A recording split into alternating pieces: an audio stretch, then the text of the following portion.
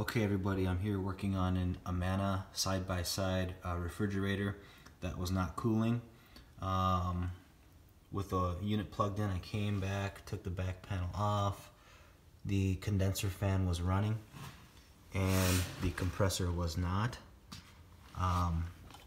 We were getting 120 volts at the relay,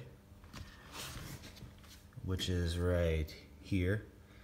I took the relay off to do an ohms reading on our compressor. Okay, and according to this,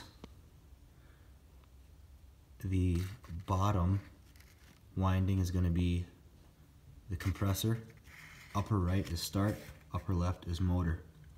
So from the compressor to the start winding, let's do an ohms check here. We're getting 6 ohms. And let's see, compressor to motor, we're getting 0.5.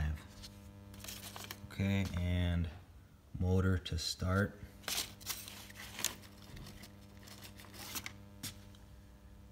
six ohms. So that's not adding up. That compressor is bad. Also, on this overload device, it's a completely open line.